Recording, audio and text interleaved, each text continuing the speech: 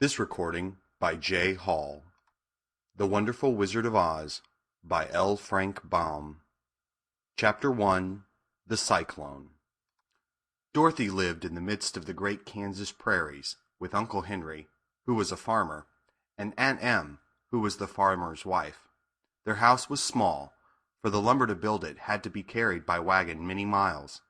There were 4 walls, a floor, and a roof, which made one room. And this room contained a rusty-looking cook stove, a cupboard for the dishes, a table, 3 or 4 chairs, and the beds. Uncle Henry and Aunt Em had a big bed in one corner, and Dorothy a little bed in another corner. There was no garret at all, and no cellar, except a small hole dug in the ground called a cyclone cellar, where the family could go in case one of those great whirlwinds arose, mighty enough to crush any building in its path. It was reached by a trapdoor in the middle of the floor, from which a ladder led down into the small, dark hole.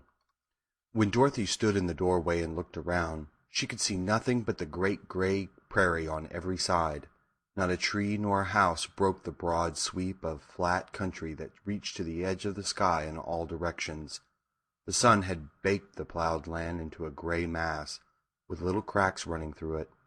Even the grass was not green, for the sun had burned the tops of the long blades until they were the same gray color to be seen everywhere. Once the house had been painted, but the sun blistered the paint and the rains washed it away, and now the house was as dull and gray as everything else. When Aunt Em came there to live, she was a young, pretty wife. The sun and wind had changed her, too.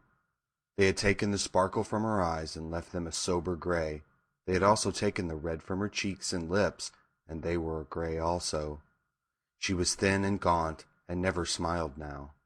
When Dorothy, who was an orphan, first came to her, Aunt Em had been so startled by the child's laughter that she would scream and press her hands upon her heart whenever Dorothy's merry voice reached her ears, and she still looked at the little girl with wonder that she could find anything to laugh at.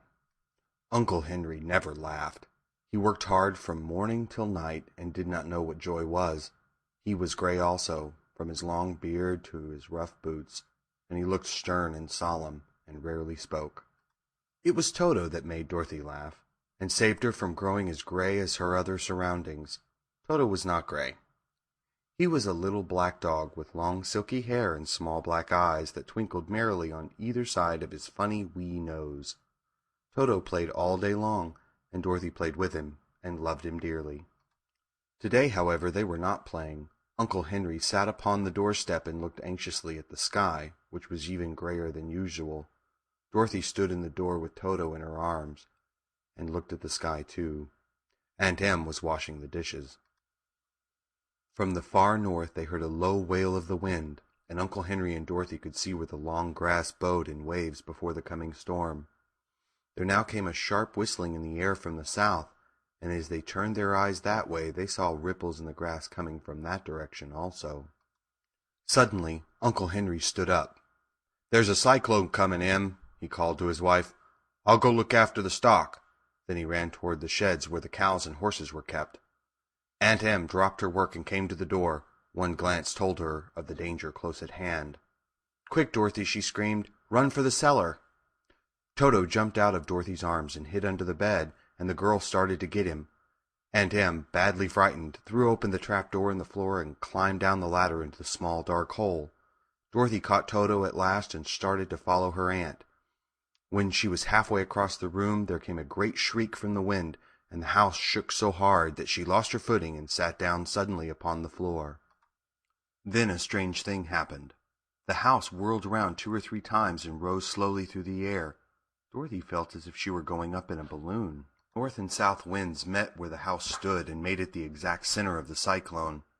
In the middle of a cyclone the air is generally still, but the great pressure of the wind on every side of the house raised it up higher and higher until it was at the very top of the cyclone, and there it remained and was carried miles and miles away as easily as you could carry a feather.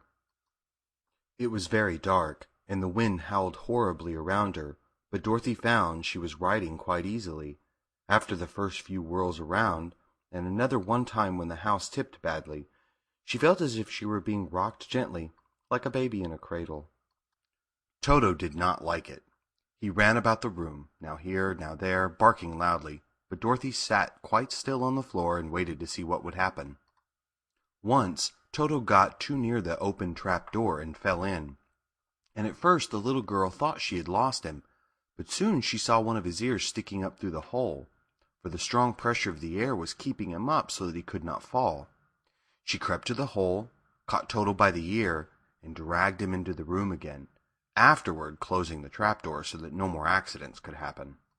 Hour after hour passed away, and slowly Dorothy got over her fright, but she felt quite lonely, and the wind shrieked so loudly all about her that she nearly became deaf.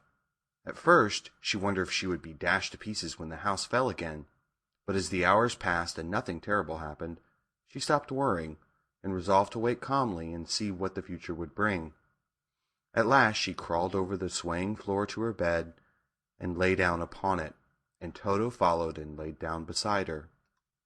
In spite of the swaying of the house and the wailing of the wind, Dorothy soon closed her eyes and fell fast asleep.